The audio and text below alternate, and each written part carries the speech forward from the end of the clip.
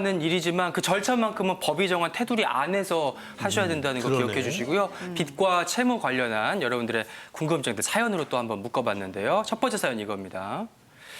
남자친구에게 2천만 원을 빌렸고요. 무이자 10회 분할로 갚기로 하고 얼마 뒤에 헤어져 버렸습니다. 전 남친이 돈을 당장 갚으라고 하는데 능력은 좀 안 되고 어떻게 해야 될까요? 라는 사연이에요. 안타까워요. 뭐 이렇게 될 줄은 몰랐고 헤어질 줄 당장 알았나, 능력은 안 모두가. 되고. 네.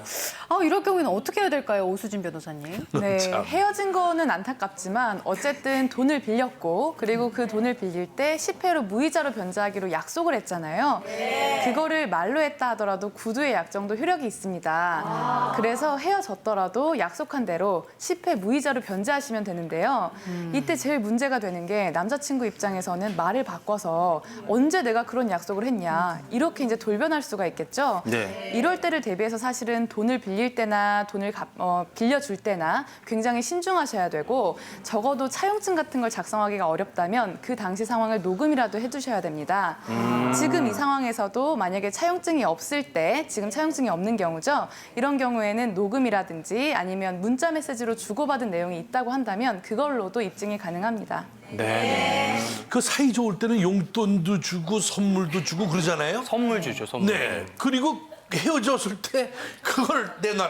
이거 돌려줘야 돼요? 말아야 돼요? 나 이거 참 애매해요. 답답하네. 감정적으로 치사하긴 한데 어떤가요? 말입니다. 사이 좋을 때 선물을 주거나 생활비로 돈을 줬다고 하더라도 네. 저는 법적으로 징역에 해당되기 때문에 나중에 돌려달라고 할 수는 없습니다. 그렇죠. 네, 근데 여기서 이제 의문점이 드는 게 있는데요. 아니 선물을 주거나 생활비로 돈을 줄 때 우리 앞으로 계속해서 연인 관계를 유지하도록 하는 조건으로 준 게 아니냐라고 하실 수 있는데 그렇죠. 이런 조건은 사실상 상대방의 행복 추구권이라든지 사생활의 자유, 뭐 연애자라고 할 수도 있겠죠. 이런 부분을 침해하는 거기 때문에 무효라고 볼 수 있고요.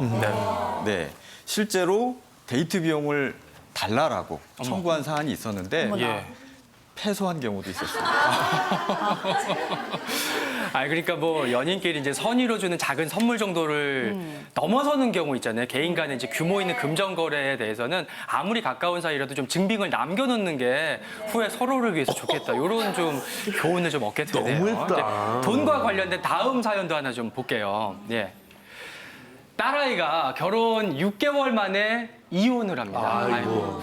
신혼집 전세는 사위가 마련했고요. 결혼할 때 예단, 신접살림비 마련으로 5천만 원을 썼는데 시댁에서 돌려줄 수가 없다고 하네요. 이건 어떻게 해야 될까요? 라는 사연이에요. 야, 이거 아니 결혼할 때 뭐 남자 쪽이나 여자 쪽이나 다 똑같이 돈이 들어가는데 만약에 안타까운 경우지만 이혼을 하게 된다면 이런 경우에는 여자 쪽에도 좀 재산을 분할해줘야 되는 게 아닌가. 그러게 말입니다. 아무리 예. 짧게 살았더라도 이런 생각이 들어요. 네, 맞습니다. 일부 분할을 해줘야 합니다. 왜냐하면 잘못 알고 계시는 것 중에 하나가 결혼할 때 서로 가져온 걸 가져가고 끝내면 된다라고 생각을 하시는데 아직까지는 그 젊은 부부들이 결혼할 때 남자는 집을 해오고 여자는 그 안에 혼수를 채우는 경우가 많습니다. 근데 막상 짧은 기간을 살았다 하더라도 이혼을 한다고 하면 여자의 혼수 살림은 되팔아도 중고 가격이 턱없이 낮습니다. 근데 그 남편은 집을 해왔다고 전세보증금이든 그 집을 그대로 가져간다라고 하면 여자분한테 아내한테 피해만 남게 되죠. 그렇죠. 근데 짧은 기간이라서 재산 분할이 안 된다라는 건 잘못 알고 계신 거고요. 이렇게 짧은 기간이라고 하더라도 결혼은 성립했기 때문에 원물 반환이라는 개념은 없습니다. 지금 현재 남아있는 재산을 몇 대 몇으로 나눌 것인가 이 개념이 남기 때문에 보통은 재판부에서 남편이 가져온 집하고 지금 남아있는 살림, 예금 저축을 다 합해서 그래도 얼마만은 분할을 해줘라라는 판례가 거의 주류입니다.